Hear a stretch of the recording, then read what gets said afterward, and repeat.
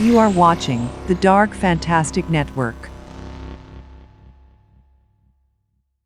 Dream Lover.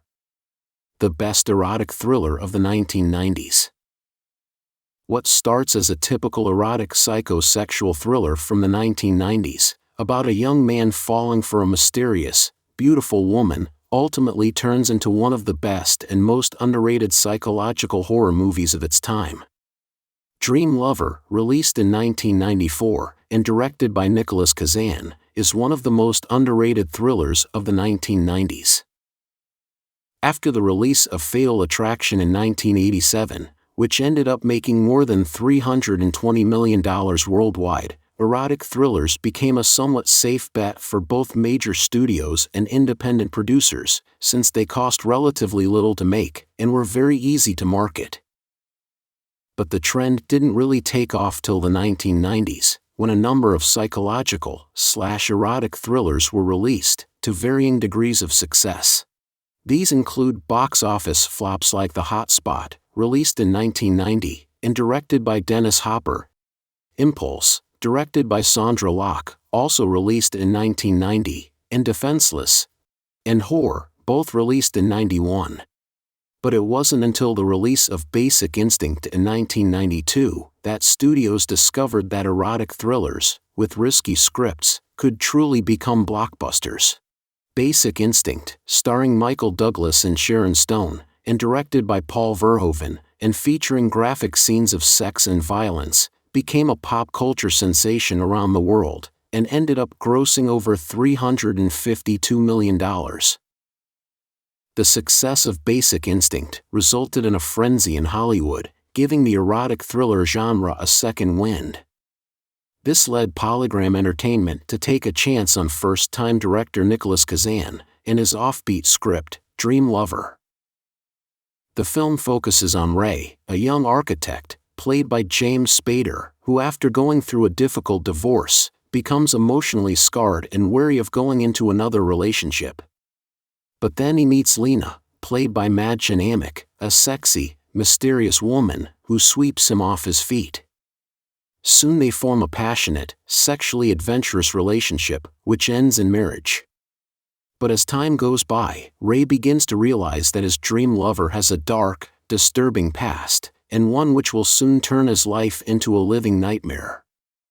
On the surface, Dream Lover, released in 1994, sounds like just another disposable erotic thriller of the era, with attractive leads engaged in repetitive, gratuitous sex scenes. But that's not the case here. Writer-director Nicholas Kazan isn't just interested in the sex and the film noir trappings of the story. He goes deeper, into darker and much more challenging territory, revealing more and more layers of his characters. The hero, who Spader plays with his usual brand of off-center complexity and likability, grows darker and more desperate as he learns more about his lover's troubling past. And the villain, as played by the gorgeous and always interesting Madchen Amick, is an enigmatic, disturbing figure, a new type of postmodern femme fatale that is the stuff of erotic nightmares. What sets Dream Lover apart is its ability to combine genres with amazing ease. The film begins as a typical psychological drama, veers into risque erotic thriller territory, then shifts gears again to become a noirish thriller about a man trapped within the web of a cunning femme fatale. Then, in the third act, it turns into a full-blown psychological horror film. Its treatment of the characters is also fascinating, as Ray, the protagonist, is both a hero and a villain, deluding himself into a nightmare of his own making. While Lena, the requisite femme fatale, is more complex than the archetype. She is both a villain and a victim, a siren and an object of objectification by men who don't really understand the depth of her intelligence and depravity. And by the end of the film, both characters are believably transformed into more extreme versions of themselves. Although Kazan stumbles a bit with the inclusion of intrusive dream sequences, this is a near-perfect psychological horror story, which is layered, twisty, and daring, with a dark, haunting ending that is sure to linger in the viewer's memory long after the movie is over. In a rare interview with Mike DeLuca, Kazan explained that the making of the movie was troubled, with studio interference, lack of publicity, and even a proposed alternate ending that Kazan refused to shoot. I directed a short for HBO, which I had a great time with. The movie I directed, we had a lot of problems with.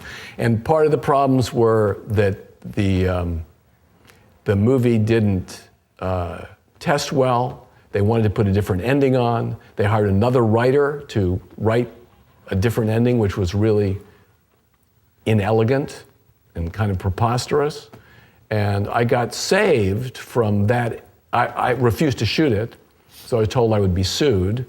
So I had to direct this ending that I didn't believe in. Again with the lawyers. Again with the lawyers. Well, it was kind of stupid because how well are you going to direct something you don't believe in? You know, not probably tremendously well. And my agreement was that we would test both endings and so forth. Well, the leading lady in the film, Madchen Amick, who was fabulous in the movie, got pregnant between the original shoot and the reshoots. And when it came time to do the reshoots, she couldn't continue. And they thought that she was, sabotaging their reshoots, but in fact she had, went to many doctors and they all verified that she had complications of pregnancy. And finally they just said, well, the hell with it, we'll just release the movie. Dream Lover was released by Gramercy Pictures in the summer of 1994, to little fanfare, and despite a number of good reviews, quickly disappeared from theaters. It was released on DVD in an unrated cut, which is superior to the version released in theaters, but, for the most part, the film is almost forgotten today. But it deserves rediscovery, as it is a dark, compelling, elegant, and deeply disturbing psychological thriller that shouldn't be missed. Get what? What you want. For more videos like this, please subscribe to the Dark Fantastic Network.